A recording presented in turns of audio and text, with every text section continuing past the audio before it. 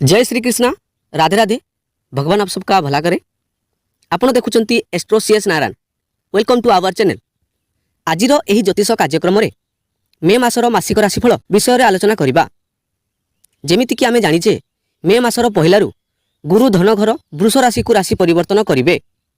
मे 2024 रु मे मास 2025 पर्यंत गुरु पूरा गोटे वर्ष विभिन्न राशि पई विशेष महाधन जग सृष्टि करिबा को जाउछंती। ताहले प्रत्येक राशि पई एही मे मासटी किपरि कटिबो आसंदु जानिबा।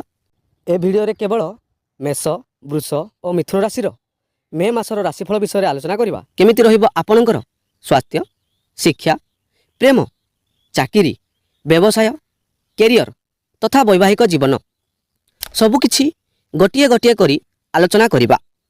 ता सह केउ ग्रह शुभ फल देबे और केउ ग्रह अशुभ फल देबे ताहा भी आलोचना करिबा एई भिडियो रे। पुणी ए भिडियोर शेष रे जानिबा अशुभ ग्रह शांति पाई किछि उपाय जाहाकु करिबा द्वारा सबु मंगलमय हेबो। ग्रहर दशा और स्थिति विषय रे जानिबा पूर्वरु जदि आपण एही चैनल को प्रथम थर विजिट करूछंती ताहले एबे ही शुभ मुहूर्त चैनल को सब्सक्राइब करी आमको सपोर्ट करि परिबे। काहेकि ना आम चैनल आपण माननक पई एक विशेष प्रकारर astrology tips, vastu tips, numerology, palmistry related video प्रदान करुछि। ए वीडियो रे वर्णना करा जाउथिबा राशि चंद्र राशि उपरे आधारित। जदि आपण आपणकर चंद्र राशि कोन जानि नाहंती ताहले नाम राशि को देखंतु। ताहले आसंतु जय श्रीराम को नाम नै वीडियो को आरंभ करिबा। मेष राशि बा मेष लग्न रे मासर आरंभरु किछि एपरि स्थिति रे रहिबे नवग्रह। आपणकर लग्न रे बा प्रथम घरे सूर्य सह शुक्र, द्वितीय घरे गुरु विराजित, द्वादश रे मंगल सह राहु और बुध, एकादश घरे शनि विराजित एवं केतु अछंती षष्ठ घरे। किंतु मे मास 11 तारिख रे बुध मेष राशि को, मे 14 रे सूर्य वृष राशि को एवं 19 मे रे शुक्र मध्य वृष राशि को राशि परिवर्तन करिवे। जहा फल रे मासर प्रथमार्धरे जेते सुख मिलिबो ताठारु अत्यधिक सुख मासर शेष 15 दिन मध्य मिलिबो। मे मासरे मेष राशिर व्यक्ति विशेष को गुरुंक गोचर मान सम्मान, समृद्धि तथा धनधान्य आदि प्रदान करिबो। खुशी हो जांतु गुरुंक गोचर कारणरू आपणक पूर्वरु चली आसुथिबा समस्त समस्या गुड़िक दूर हो जिवो।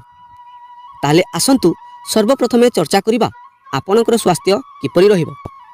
प्रथम घरु व्यक्तिर स्वास्थ्य विषय जना पड़ी थाए। प्रथम घर हेला स्वास्थ्य इम्यूनिटी पावर रो घर। ए घर राशि स्वामी हेले मंगल, जे कि द्वादश घरे बुध और राहुंक सह विराजित अटंती। मंगल और राहु मिसी अंगारक दश सृष्टि करुछंती, जहा फल रे पूरा मास आपणकर स्वास्थ्य रे किछि छोट छोट समस्या देखा देबो। जेमिति कि काम रे मन न लागिबा, काम को नै एनर्जेटिक फील न हबा, अलसुआ स्वभावर देखा देबा। खाद्यपेय उपरे ध्यान दियंतु, नहले पेट समस्या बेले बेले देखा देई पारे। पुष्टिकर खाद्य खांतु, नॉनवेज अल्कोहल ठारू दूरे रुहंतु, स्वास्थ्य रे किछि सुधार आसीबो। ताले एबे आसंतु जानिबा विद्यार्थी को पई किपरि रहिबो ए मास। पंचम घर हला शिक्षार घर। आपणकर पंचमेश हेले सूर्य, जे कि वर्तमान आपणकर प्रथम घरे अछंती। से पुणी 14 मे रे द्वितीय घर को आसीबे। फल रे मे 14 परे विद्यार्थी को शिक्षा क्षेत्र रे उन्नति ही उन्नति आनीदेवे। ता सह पंचम घर को शनि को सप्तम दृष्टि पड़ुथिबारु शिक्षा क्षेत्र रे किछि कांशरे पाठ पढ़ा लेजिनेस देखा देई पारे। ता सह सूर्य 14 मे परे गुरुंक सह युति करिवे। सूर्य गुरुंक सह मिसी रहिले व्यक्ति को ज्ञान रे वृद्धि करिथांती। मोटामोटी कहिबाकू गले पूरा मास विद्यार्थी को पई अनुकूल रहिबो। ता सह पंचम घर लव रिलेशन घर मध्य। ताहले ए मास प्रेमी जुगलंक पई किपरि रहिबो आसंतु जानिबा।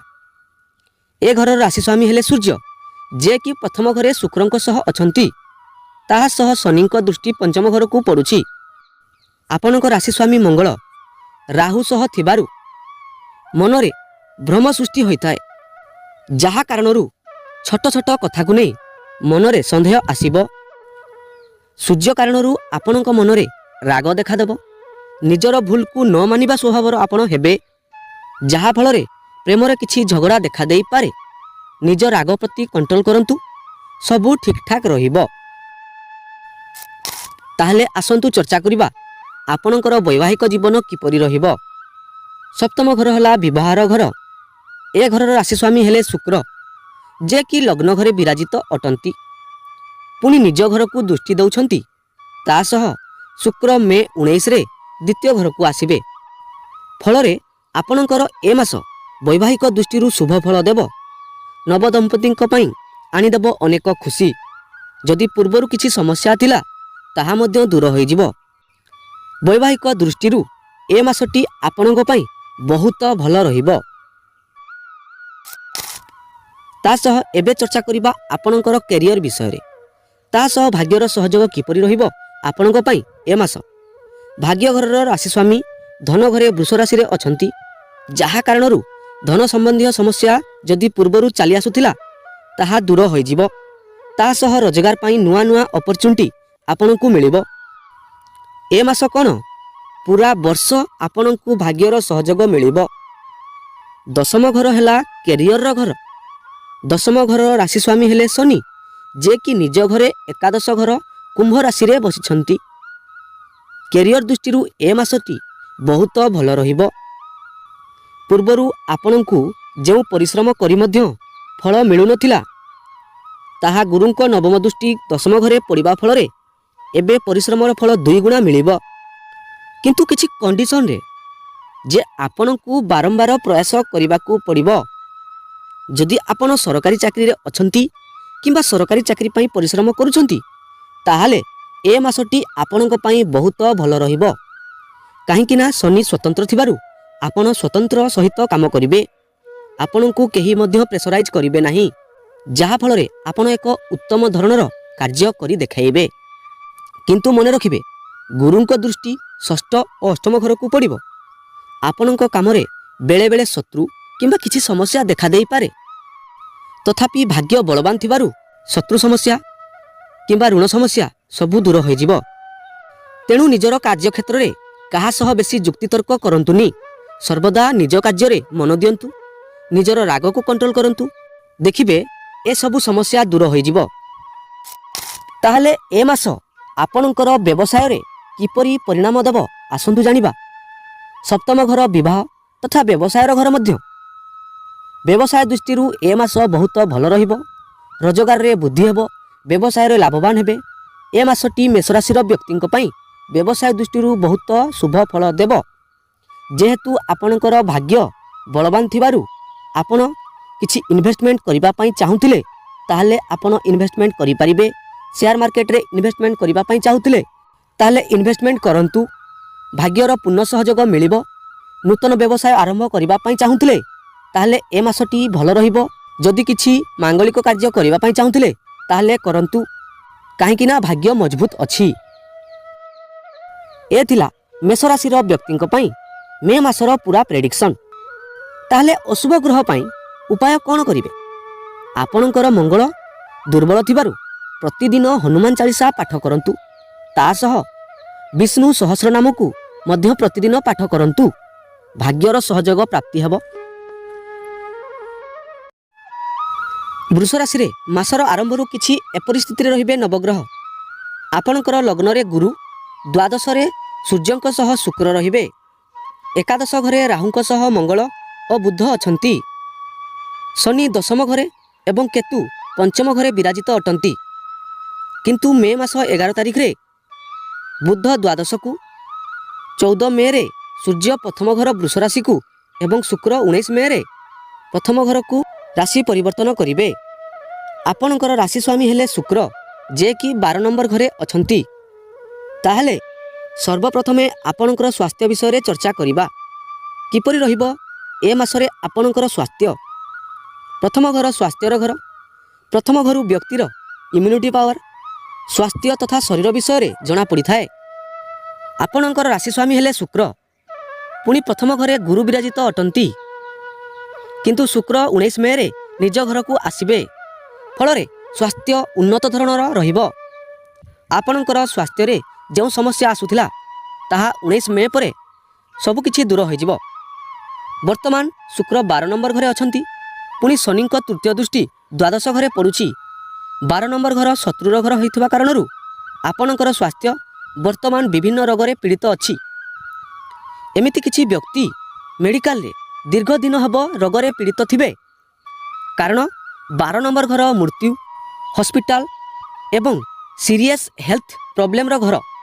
ପ୍ରଥମ ଘରର ସ୍ୱାମୀ ଶୁକ୍ର 12 ନମ୍ବର ଘରେ ଥିବାରୁ ପେଟ ସମ୍ବନ୍ଧୀୟ ଡାଇବେଟିସ୍, ବିପି ଆଦି ରୋଗର ସମସ୍ୟା ଭୋଗୁଥିବେ। ଯେଉଁମାନେ ଏହିସବୁ ସମସ୍ୟା ଭୋଗୁଥିଲେ ମେ 19 ପରେ ଏସବୁ ସମସ୍ୟା ଦୂର ହୋଇଯିବ। ତାହେଲେ ଏବେ ବିଚାର କରିବା ମେ ମାସଟି କିପରି ରହିବ ବିଦ୍ୟାର୍ଥୀଙ୍କ ପାଇଁ। ବିଦ୍ୟାର ଘର ହେଲା ପଞ୍ଚମ ଘର। ଏ ଘରର ରାଶିସ୍ୱାମୀ ହେଲେ ବୁଧ। ତା ସହ ପଞ୍ଚମ ଘରେ କେତୁ ବିରାଜିତ ଥିବାରୁ ଯେଉଁମାନେ ଉଚ୍ଚଶିକ୍ଷା କରୁଛନ୍ତି ସେମାନଙ୍କ ମନରେ ପାଠପଢ଼ାକୁ ନେଇ ଡିସାଟିସ୍ଫିକେସନ୍ ମନରେ ଦେଖାଦେବ। ମନ ଭିତରେ ପାଠପଢ଼ାକୁ ନେଇ କିଛି ଅସନ୍ତୁଷ୍ଟ ଦେଖାଦେବ। କିନ୍ତୁ 11 ମେ ପରେ ବୁଧ 12 ନମ୍ବର ଘରକୁ ଆସିବେ। ଫଳରେ ଆପଣଙ୍କର ପାଠପଢ଼ାରେ କିଛି ଉନ୍ନତି ହେବ। କିନ୍ତୁ ପଞ୍ଚମ ଘରେ କେତୁ ଥିବାରୁ ଏବଂ ବୁଧଙ୍କ ଅଷ୍ଟମ ଭାବ ଆପଣଙ୍କର ମନୋଭାବରେ ପଡ଼ୁଥିବାରୁ ଆପଣ ପାଠପଢ଼ାକୁ ନେଇ ଡିଷ୍ଟର୍ବ ହୋଇପାରନ୍ତି। ଗୁରୁଙ୍କ ପଞ୍ଚମ ଦୃଷ୍ଟି କାରଣରୁ କିଛି ଦିନ ପାଠପଢ଼ାରେ ମନ ଲାଗିବ। କିନ୍ତୁ କେତୁ ଯେତେ ଦିନ ପର୍ଯ୍ୟନ୍ତ ଆପଣଙ୍କର ଏହି ପଞ୍ଚମ ଘରେ ରହିଥିବେ ସେତେ ଦିନ ପର୍ଯ୍ୟନ୍ତ ପାଠପଢ଼ାରେ ମନ ଅସନ୍ତୁଷ୍ଟ ରହିବ। ତାହେଲେ ମେ ମାସରେ କିପରି ରହିବ ଆପଣଙ୍କର ଲଭ୍ ଲାଇଫ୍, ଆସନ୍ତୁ ଚର୍ଚ୍ଚା କରିବା। ପଞ୍ଚମ ଘର କେବଳ ବିଦ୍ୟାର ଘର ନୁହେଁ, ଲଭ୍ ରିଲେସନର ଘର ମଧ୍ୟ। ଏ ଘର ରାଶିସ୍ୱାମୀ ହେଲେ ବୁଧ। ରାହୁଙ୍କ ସହ ମିଶି ମନରେ ଜଡ଼ବୁଦ୍ଧି ଦୋଷ ସୃଷ୍ଟି କରିବେ, ଯାହା କାରଣରୁ ଆପଣଙ୍କ ମନରେ ଆପଣଙ୍କ ପାର୍ଟନରଙ୍କ ପ୍ରତି ଛୋଟ ଛୋଟ କଥାରେ ସନ୍ଦେହ ରହିବ। ଏପରି ସନ୍ଦେହ ବେଳେବେଳେ ମନରେ ଆସିବ ଯାହା କାରଣରୁ ଯେଉଁ କଥା ଆପଣ ନ କହିବା କଥା ସେହି କଥା ଆପଣ କହିଦେବେ। ଏହି କାରଣରୁ ଆପଣ ନିଜେ ହିଁ ନିଜର ଲଭ୍ ଲାଇଫ୍ରେ ଦୁଃଖର କାରଣ ହେବେ। ଏପରି ସ୍ଥିତିରେ ବେଳେବେଳେ ବ୍ରେକଅପ୍ ହେବାର ଦେଖା ଦେଇଥାଏ। କିନ୍ତୁ 11 ମେ ପରେ ବୁଧ ରାଶି ପରିବର୍ତ୍ତନ କରିବେ। ପୁଣି ଶୁକ୍ର 19 ମେରେ ନିଜ ଘରକୁ ଆସିବେ, ଯାହାଫଳରେ ନିଜର ଲଭ୍ ରିଲେସନ୍ ମଜବୁତ ରହିବ। କିନ୍ତୁ ଧ୍ୟାନ ଦେବେ, କେତୁ ମନରେ ସର୍ବଦା ଅସନ୍ତୁଷ୍ଟି ଭାବ ସୃଷ୍ଟି କରିଥାନ୍ତି। ତେଣୁ ନିଜ ପାର୍ଟନରକୁ ଯାହା କହିବେ ଭାବିଚିନ୍ତି କୁହନ୍ତୁ, ନହେଲେ ନିଜର ଲଭ୍ ରିଲେସନ୍ ଖରାପ ହୋଇପାରେ। ଲଭ୍ ରିଲେସନ୍ ଦୃଷ୍ଟିରୁ ଏ ମାସଟି ଆପଣଙ୍କ ପାଇଁ ସେତେ ଭଲ ନୁହେଁ। ତାହେଲେ ଏବେ ଜାଣିବା ଆପଣଙ୍କର ବୈବାହିକ ଜୀବନ କିପରି ରହିବ। ସପ୍ତମ ଘର ହେଲା ବିବାହର ଘର। ଆପଣଙ୍କର ଏ ଘର ରାଶିସ୍ୱାମୀ ହେଲେ ମଙ୍ଗଳ, ଯିଏକି ରାହୁ ଓ ବୁଧଙ୍କ ସହ ମିଶି 11 ନମ୍ବର ଘରେ ଅଛନ୍ତି। ଅଙ୍ଗାରକ ଦୋଷ କାରଣରୁ ଆପଣଙ୍କ ପାର୍ଟନର କାର୍ଯ୍ୟରେ ବ୍ୟସ୍ତ ରହିବେ। ଫଳରେ ସେ ଆପଣଙ୍କୁ ଟାଇମ୍ ନ ଦେବା କାରଣରୁ ଆପଣଙ୍କ ମନରେ ଛୋଟ ଛୋଟ କଥାରେ ଦୁଃଖ ଆସିବ। କିନ୍ତୁ ଗୁରୁଙ୍କ ଶୁଭଦୃଷ୍ଟି ସପ୍ତମ ଘରେ ପଡ଼ୁଥିବାରୁ ଯେତେ ଝଡ଼ଝଞ୍ଝା ଆସିଲେ ମଧ୍ୟ ଆପଣଙ୍କର ବୈବାହିକ ଜୀବନରେ ସୁଖ ଠିକ୍ଠାକ୍ ରହିବ। 11 ନମ୍ବର ଘର ଲାଭର ଘର ହୋଇଥିବାରୁ ଆପଣଙ୍କ ପାର୍ଟନର ଯେକୌଣସି କାର୍ଯ୍ୟ କଲେ ମଧ୍ୟ ତାଙ୍କର ଲାଭ ନିହାତି ହେବ। ମୋଟାମୋଟି ଭାବରେ କହିବାକୁ ଗଲେ ଆପଣଙ୍କର ବୈବାହିକ ଜୀବନ ସୁଖମୟ ରହିବ। ଏ ମାସଟି ଆପଣଙ୍କର ବୈବାହିକ ଦୃଷ୍ଟିରୁ ସାମାନ୍ୟ ରହିବ। ତାହେଲେ ମେ ମାସରେ ଆପଣଙ୍କର କ୍ୟାରିୟର କିପରି ରହିବ ଆସନ୍ତୁ ଜାଣିବା। ଦଶମ ଘର ହେଲା କ୍ୟାରିୟର ଘର। ଏହି ଘରର ରାଶିସ୍ୱାମୀ ହେଲେ ଶନି, ଯେ ନିଜ ଘରେ ଅଛନ୍ତି, ଯାହାଦ୍ୱାରା ଆପଣ ସ୍ୱତନ୍ତ୍ର ରହି କାର୍ଯ୍ୟ କରିବେ। ଆପଣଙ୍କର ଭାଗ୍ୟର ସ୍ୱାମୀ ଶନି ନିଜ ଘରେ ପୁଣି କ୍ୟାରିୟର ଘରେ ଅଛନ୍ତି, ଯାହାଦ୍ୱାରା ଏ ମାସରେ ବୃଷ ରାଶି ପାଇଁ ଏକ ଉନ୍ନତ ଧରଣର କ୍ୟାରିୟର ଦେଖାଦେବ। କ୍ୟାରିୟରରେ ପ୍ରମୋସନ୍ ମିଳିପାରେ, ନୂଆ ନୂଆ ଅପରଚ୍ୟୁନିଟି ମିଳିବ। ମୋଟାମୋଟି କହିବାକୁ ଗଲେ ବୃଷ ରାଶି ପାଇଁ କ୍ୟାରିୟର ଦୃଷ୍ଟିରୁ ସର୍ବୋତ୍ତମ ରହିବ। ତାହେଲେ ଏବେ ଆସନ୍ତୁ ଜାଣିବା ବୃଷ ରାଶିର ବ୍ୟକ୍ତିମାନଙ୍କ ପାଇଁ ମେ ମାସଟି ବ୍ୟବସାୟ ଦୃଷ୍ଟିରୁ କିପରି କଟିବ। ସପ୍ତମ ଘର ବ୍ୟବସାୟର ଘର ମଧ୍ୟ। ଆପଣଙ୍କର ଏ ଘର ରାଶିସ୍ୱାମୀ ହେଲେ ମଙ୍ଗଳ, ଯେ କି ରାହୁଙ୍କ ସହ 11 ନମ୍ବର ଘରେ ଅଛନ୍ତି, ଯାହା କାରଣରୁ ରାହୁ ଓ ମଙ୍ଗଳ ଅଙ୍ଗାରକ ଦୋଷ ସୃଷ୍ଟି କରୁଛନ୍ତି। ଫଳରେ ବ୍ୟବସାୟରେ ଯେତେ ଲାଭ ହେବା କଥା ସେତେ ଲାଭ ହେବ ନାହିଁ। 11 ମେ ପର୍ଯ୍ୟନ୍ତ ବ୍ୟବସାୟରେ କିଛି ଉନ୍ନତ ଦେଖାଦେବ। କିନ୍ତୁ 11 ମେ ପରେ ବୁଧଙ୍କ ରାଶି ପରିବର୍ତ୍ତନ ହେବା ଫଳରେ ବ୍ୟବସାୟରେ କିଛି ସ୍ଲୋଡାଉନ୍ ଦେଖାଦେଇପାରେ। କିନ୍ତୁ ଭାଗ୍ୟ ଆପଣଙ୍କର ବହୁତ ଷ୍ଟ୍ରଙ୍ଗ ଥିବାରୁ ସବୁକିଛି ଭଲ ସ୍ଥିତିକୁ ଆସିଯିବ। ଆପଣଙ୍କର ଭାଗ୍ୟର ସ୍ୱାମୀ ଶନି, ଯେ କି ନିଜ ଘରେ ଅଛନ୍ତି, ତାହା ସହ ଭାଗ୍ୟ ଘରକୁ ଗୁରୁଙ୍କ ଦୃଷ୍ଟି ପଡ଼ୁଥିବାରୁ ସବୁ କ୍ଷେତ୍ରରେ ଭାଗ୍ୟର ସହଯୋଗ ଆପଣଙ୍କୁ ମିଳିବ। ଯଦି କିଛି ମାଙ୍ଗଳିକ କାର୍ଯ୍ୟ କରିବା ପାଇଁ ଚାହୁଁଥିଲେ କରିପାରିବେ। କିଛି ବଡ଼ ଇନଭେଷ୍ଟମେଣ୍ଟ କରିବା ପାଇଁ ଚାହୁଁଥିଲେ ତାହା ମଧ୍ୟ କରିପାରିବେ, କାହିଁକିନା ଭାଗ୍ୟର ପୂର୍ଣ୍ଣ ସହଯୋଗ ଆପଣଙ୍କୁ ମିଳିବ। ଭାଗ୍ୟ କାରଣରୁ ଆପଣଙ୍କ କାର୍ଯ୍ୟ ସମସ୍ୟା ଯାହା ଥିଲେ ମଧ୍ୟ ସବୁ ଦୂର ହୋଇଯିବ। କାରଣ ଭାଗ୍ୟର ରାଶି ସ୍ୱାମୀ ଶନି ଦଶମ ଘରେ ନିଜ ଘରେ ଥିବାରୁ ତା ସହ ଗୁରୁଙ୍କ ନବମ ଦୃଷ୍ଟି ଭାଗ୍ୟ ଘରେ ପଡ଼ୁଥିବାରୁ ଆପଣଙ୍କର ରାଶିରେ ପଞ୍ଚ ମହାପୁରୁଷ ରାଜଯୋଗ ସୃଷ୍ଟି କରୁଛନ୍ତି, ଯାହା କାରଣରୁ ଆପଣଙ୍କର ବ୍ୟବସାୟ ତଥା କ୍ୟାରିୟରରେ ସର୍ବ ଉନ୍ନତି ଦେଖାଦେବ। ଏ ଥିଲା ବୃଷ ରାଶି ପାଇଁ କିଛି ପ୍ରେଡିକ୍ସନ୍। ତାହେଲେ ଅଶୁଭ ଗ୍ରହ ଶାନ୍ତି ପାଇଁ ପ୍ରତିଦିନ ଆପଣ ହନୁମାନ ଚାଳିଶା ପାଠ କରନ୍ତୁ। ମିଥୁନ ରାଶିରେ ମାସର ଆରମ୍ଭରୁ କିଛି ଏପରି ସ୍ଥିତିରେ ରହିବେ ନବଗ୍ରହ, ଯେପରିକି ଆପଣଙ୍କର ଲଗ୍ନେଶ ବା ରାଶି ସ୍ୱାମୀ ବୁଧ ରାହୁ ଓ ମଙ୍ଗଳଙ୍କ ସହ ମିଶି ଦଶମ ଘରେ ବିରାଜିତ ଅଟନ୍ତି। ଏକାଦଶ ଘରେ ସୂର୍ଯ୍ୟ ଶୁକ୍ରଙ୍କ ସହ ବିରାଜିତ ଅଟନ୍ତି। ଦ୍ୱାଦଶରେ ଗୁରୁ ବିରାଜିତ ଅଟନ୍ତି। ଚତୁର୍ଥରେ କେତୁ ଏବଂ ନବମରେ ଭାଗ୍ୟ ଘରେ ଶନି ଅଛନ୍ତି। କିନ୍ତୁ 11 ମେରେ ବୁଧ ଏକାଦଶ ଘରକୁ ମେଷ ରାଶିରେ, ସୂର୍ଯ୍ୟ 14 ମେରେ ଏବଂ ଶୁକ୍ର 19 ମେରେ ଦ୍ୱାଦଶ ଘରକୁ ବୃଷ ରାଶିରେ ପ୍ରବେଶ କରିବେ। ତାହେଲେ ଆସନ୍ତୁ ସର୍ବପ୍ରଥମେ ଚର୍ଚ୍ଚା କରିବା ମିଥୁନ ରାଶିର ବ୍ୟକ୍ତିର ସ୍ୱାସ୍ଥ୍ୟ ବିଷୟରେ। କିପରି ରହିବ ଆପଣଙ୍କର ସ୍ୱାସ୍ଥ୍ୟ ଏହି ମେ ମାସରେ। ପ୍ରଥମ ଘର ହେଲା ସ୍ୱାସ୍ଥ୍ୟର ଘର। ଆପଣଙ୍କର ରାଶି ସ୍ୱାମୀ ହେଲେ ବୁଧ, ଯିଏକି ରାହୁ ଓ ମଙ୍ଗଳ ସହ ମିଶି ଦଶମ ଘରେ ଅଛନ୍ତି, ଯାହା କାରଣରୁ ଆପଣଙ୍କର ସ୍ୱାସ୍ଥ୍ୟରେ କିଛି ସ୍କିନ୍ ରିଲେଟେଡ୍ ସମସ୍ୟା ଦେଖାଦେବ। କାହିଁକିନା ବୁଧ ଏଠି ପାପ ସ୍ୱରୂପ ଫଳ ଦେବେ। କିନ୍ତୁ ମନରେ କିଛି ଟେନସନ୍ ଷ୍ଟ୍ରେସ୍ ମଧ୍ୟ ଆସିବ। କେଉଁ କାରଣରୁ? ମାତାଙ୍କ ସ୍ୱାସ୍ଥ୍ୟରେ କିଛି ସମସ୍ୟା ଆସିବା କାରଣରୁ ଆପଣଙ୍କର ମନରେ କିଛି ଷ୍ଟ୍ରେସ୍ ଦେଖାଦେଇପାରେ। କାହିଁକିନା ଚତୁର୍ଥ ଘରେ କେତୁ ଅଛନ୍ତି। କିନ୍ତୁ ମେ 11 ପରେ ବୁଧ ଏକାଦଶ ଘରକୁ ଆସିବା ଫଳରେ ଏସବୁ ସମସ୍ୟା ଦୂର ହୋଇଯିବ। ସ୍ୱାସ୍ଥ୍ୟ ଠିକ୍ଠାକ୍ ରହିବ। ମୋଟାମୋଟି ଭାବରେ କହିବାକୁ ଗଲେ ମିଥୁନ ରାଶି ପାଇଁ ଏ ମାସ ସ୍ୱାସ୍ଥ୍ୟରେ ବେଶୀ କିଛି ସମସ୍ୟା ନାହିଁ, ସବୁ ଠିକ୍ଠାକ୍ ରହିବ। ବେଳେବେଳେ ଆପଣଙ୍କ ମନରେ କିଛି କାମକୁ ନେଇ ଷ୍ଟ୍ରେସ୍ ଟେନସନ୍ ଆସିପାରେ, ନହେଲେ ଆପଣଙ୍କ ସ୍ୱାସ୍ଥ୍ୟରେ କିଛି ବେଶୀ ସମସ୍ୟା ନାହିଁ, ସବୁ ଠିକ୍ଠାକ୍ ରହିବ। ଏବେ ଆସନ୍ତୁ ଜାଣିବା ବିଦ୍ୟାର୍ଥୀଙ୍କ ପାଇଁ ଏ ମାସଟି କିପରି କଟିବ। ପଞ୍ଚମ ଘର ହେଲା ବିଦ୍ୟାର ଘର। ଏ ଘରର ରାଶି ସ୍ୱାମୀ ହେଲେ ଶୁକ୍ର, ଯିଏକି ସୂର୍ଯ୍ୟଙ୍କ ସହ ଏକାଦଶ ଘରେ ଅଛନ୍ତି। ବିଦ୍ୟାର୍ଥୀଙ୍କ ପାଇଁ ଏ ମାସ ଭଲ ରହିବ। 19 ମେରେ ଶୁକ୍ର ନିଜ ଘରକୁ ଦ୍ୱାଦଶ ଘରକୁ ଆସିବେ, ଯାହା କାରଣରୁ ଆପଣ ପାଠପଢ଼ା ପାଇଁ ଟ୍ରାଭେଲ୍ କରିପାରନ୍ତି। କିଛି ଆଇଡ଼ିଆ ଆପଣଙ୍କ ମନରେ ଆସିବ, ଯାହା କାରଣରୁ ଆପଣ ପାଠପଢ଼ାକୁ ନେଇ କିଛି ଚେଞ୍ଜ କରିବା ପାଇଁ ଚାହୁଁଥିଲେ ତାହା ଚେଞ୍ଜ କରିପାରିବେ। ଆପଣ ଯଦି ଉଚ୍ଚଶିକ୍ଷା ପାଇଁ କିଛି ପରିବର୍ତ୍ତନ ଚାହୁଁଥିଲେ ତାହା ମଧ୍ୟ ହୋଇପାରେ। ଓଭରଅଲ୍ ଏ ମାସଟି ବିଦ୍ୟାର୍ଥୀଙ୍କ ପାଇଁ ସର୍ବୋତ୍ତମ ରହିବ। ପାଠପଢ଼ା ଦୃଷ୍ଟିରୁ ବିଚାର କଲେ ବିଦ୍ୟାର୍ଥୀଙ୍କ ପାଇଁ ନିଜର ମନ ମୁତାବକ ଚଏସ୍ ମିଳିବ, ଯାହା କାରଣରୁ ତାଙ୍କର ଉଚ୍ଚଶିକ୍ଷାରେ ଉନ୍ନତି ହିଁ ଉନ୍ନତି ଦେଖାଦେବ। ତାହେଲେ ଏବେ ଜାଣିବା ଆପଣଙ୍କର ଲଭ୍ ଲାଇଫ୍ କିପରି ରହିବ। ପଞ୍ଚମ ଘର ଲଭ୍ ରିଲେସନ୍ର ଘର ମଧ୍ୟ। ଏ ଘରର ରାଶି ସ୍ୱାମୀ ହେଲେ ଶୁକ୍ର, ବର୍ତ୍ତମାନ ସୂର୍ଯ୍ୟଙ୍କ ସହ ଏକାଦଶ ଘରେ ଅଛନ୍ତି, ଯାହା କାରଣରୁ ଆପଣଙ୍କ ପାର୍ଟନରଙ୍କ ମନରେ କିଛି ଏଗ୍ରେସନ୍ ସ୍ୱଭାବ ଦେଖାଦେବ। ଆପଣଙ୍କ ପାର୍ଟନର ଟିକେ ଇଗୋଷ୍ଟିକ୍ ଦେଖାଦେଇ ପାରନ୍ତି। ତାଙ୍କ ମନରେ କିଛି ଆଟିଟ୍ୟୁଡ୍ ଭାବ ଆସିପାରେ। କିନ୍ତୁ ମେ 19 ପରେ ଶୁକ୍ର ଦ୍ୱାଦଶ ଘରକୁ ଆସିବେ, ଯାହାଫଳରେ ଲଭ୍ ରିଲେସନ୍ରେ କିଛି ସୁଧାର ଆସିବ।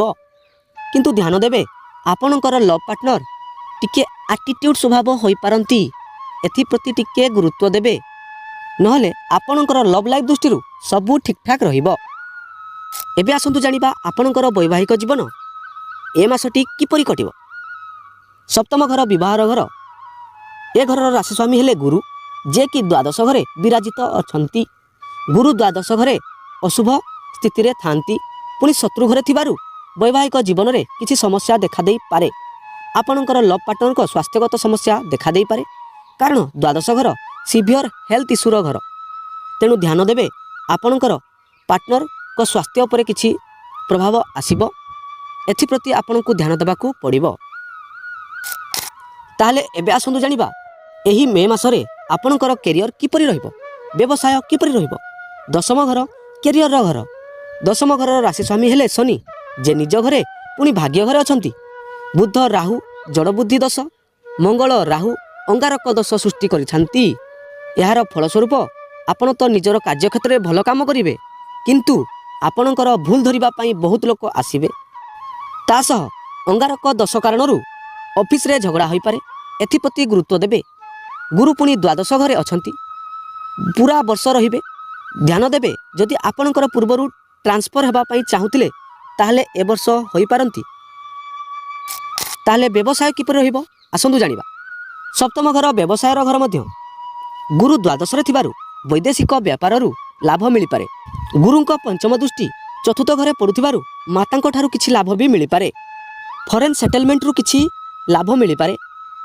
ମୋଟାମୋଟି କହିବାକୁ ଗଲେ ବ୍ୟବସାୟରେ ସାମାନ୍ୟ ସ୍ଥିତି ରହିବ, କିନ୍ତୁ ଭାଗ୍ୟ ବଳବାନ ଅଛି। ସେହି କାରଣରୁ ଆପଣଙ୍କୁ ଭାଗ୍ୟ ଠାରୁ କିଛି ସଫଳତା ମିଳିବ। ଶନି ନିଜ ଘରେ ଭାଗ୍ୟ ସ୍ଥାନରେ ବସିଥିବାରୁ ଭାଗ୍ୟର ପୂର୍ଣ୍ଣ ସହଯୋଗ ମିଳିବ। ଯଦି ଆପଣ କିଛି ଇନଭେଷ୍ଟମେଣ୍ଟ କରିବାକୁ ଚାହୁଁଥିଲେ ତାହେଲେ କରନ୍ତୁ, ଭାଗ୍ୟର ସହଯୋଗ ମିଳିବ। କିଛି ମାଙ୍ଗଳିକ କାର୍ଯ୍ୟ କରିବା ପାଇଁ ଚାହୁଁଥିଲେ ତାହେଲେ 14 ମେ ପରେ କରନ୍ତୁ, ସବୁ ଠିକ୍ଠାକ୍ ରହିବ। ଏ ଥିଲା ମିଥୁନ ରାଶି ପାଇଁ ମେ ମାସର କିଛି ପ୍ରେଡିକ୍ସନ୍। ତାହେଲେ ଗ୍ରହଦଶା ପାଇଁ ଏହି ଉପାୟ କରନ୍ତୁ। ପ୍ରତିଦିନ ହନୁମାନ ଚାଳିଶା ପାଠ କରନ୍ତୁ, ବୁଦ୍ଧଙ୍କର ବୀଜ ମନ୍ତ୍ର ପାଠ କରନ୍ତୁ, ଦେଖିବେ ସବୁ ମଙ୍ଗଳମୟ ହେବ। ପ୍ରିୟ ବନ୍ଧୁଗଣ, ଆଜି ପାଇଁ ଏ ଭିଡ଼ିଓରେ ଏତିକି।